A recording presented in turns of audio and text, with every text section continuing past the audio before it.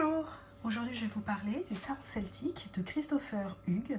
Les illustrations sont de Chris Down et ce sont bien sûr les éditions, je vous montre, éditions de Vinci, ici. Donc le coffret est juste sublime, un très gros coffret, vraiment très gros coffret. Donc ce coffret il réunit 78 cartes avec un livre de couleurs et c'est un voyage fascinant aux côtés des dieux, des déesses, des créatures magiques celtiques. Une plongée dans une nature enchantée, pleine de magie et de sagesse. Interroger les cartes et suivre les explications détaillées du livre permet d'interpréter le présent, mais aussi de questionner l'avenir pour prendre les bonnes décisions. Un art divinatoire qui apportera force, guérison et sagesse.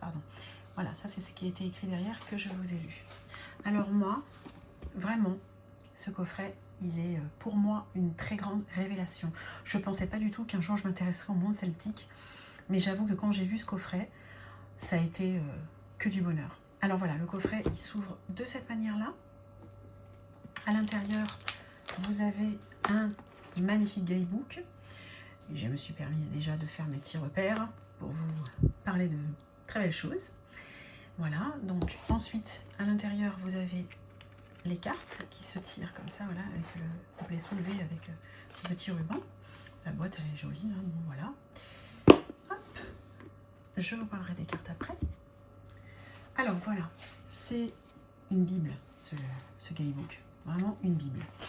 Alors moi, j'ai mis deux repères. Voici donc l'auteur et à propos de l'artiste. Voilà. Alors comme vous pouvez le voir, il est cristallisé, il est très joli. Vraiment, c'est d'une qualité, c'est remarquable, vraiment remarquable. Alors vous avez à l'intérieur le sommaire, une introduction, voilà, qui est assez grande. Voilà, vous avez chapitre 1, l'art de la divination. Voilà, chapitre 2, une brève histoire du tarot. Chapitre 3, les mystères celtiques. Chapitre 4, l'arbre qui cache la forêt. Chapitre 5, un puits de sagesse. Chapitre 6, l'arbre de la tradition. Chapitre 7, les usages du tarot.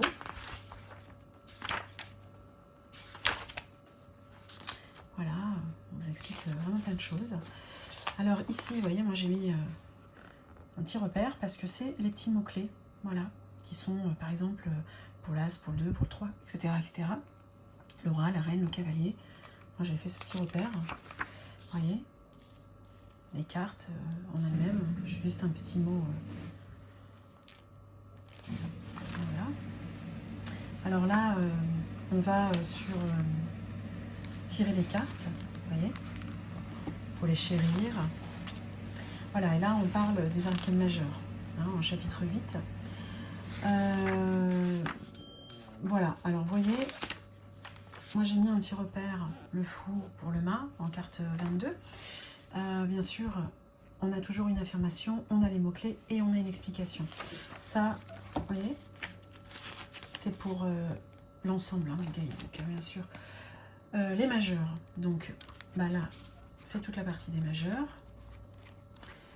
À partir de là, vous avez toutes les arcanes mineures. Alors, les arcanes mineures, hein, je prends au hasard. Le roi de denier, c'est la même chose. On a des mots-clés, une explication.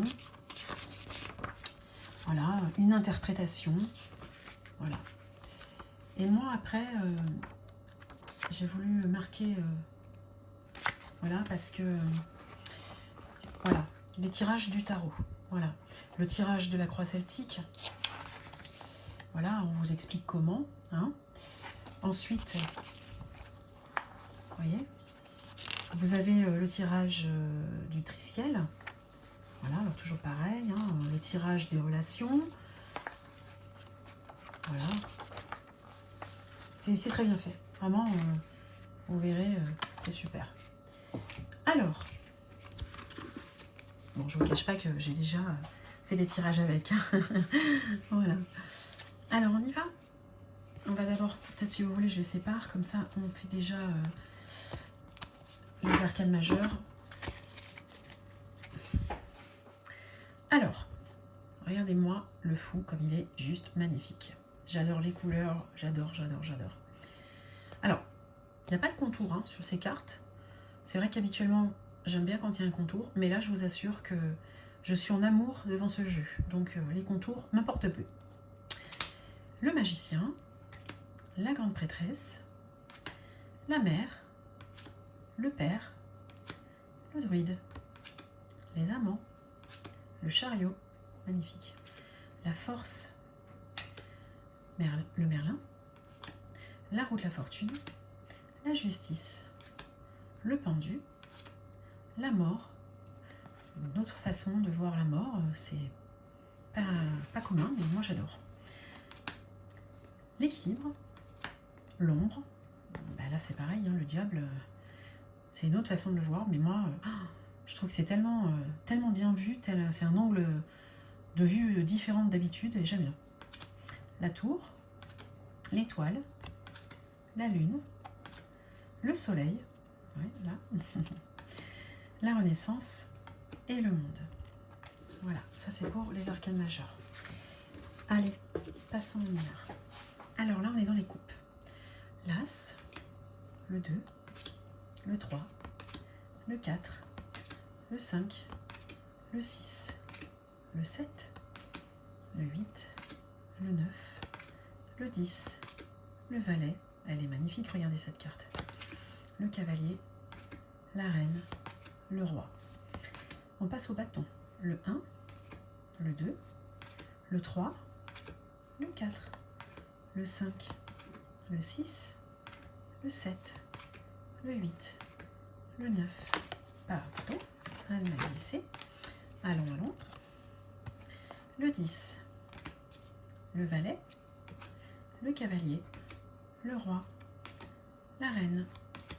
Pour les épées, l'As, le 2, le 3, le 4, le 5, le 6, le 7, le 8, le 9, le 10, le valet, le cavalier, la reine, le roi, les boucliers.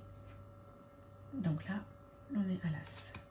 Le 2, le 3, le 4, le 5, le 6, le 7, le 8, le 9, le 10, le valet, le cavalier, la reine et le roi.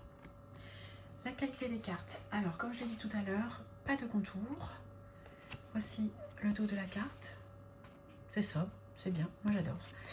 Voilà, elles sont très souples. Voilà, c'est super pour le brassage. Au niveau de la grandeur. Voilà, ce sont des cartes qui s'étalent très bien. Regardez, hop, vous voyez, elles s'étalent très bien. Alors, moi, je tiens vraiment particulièrement à remercier Christopher Hugues et bien évidemment son illustrateur et les éditions de Vinci pour avoir sorti un tarot aussi magnifique. Vraiment, tout est bien expliqué dans le livre. Les cartes sont toutes les unes plus belles que les autres. Les couleurs, vraiment, c'est un excellent jeu, je vous le conseille vraiment. Merci.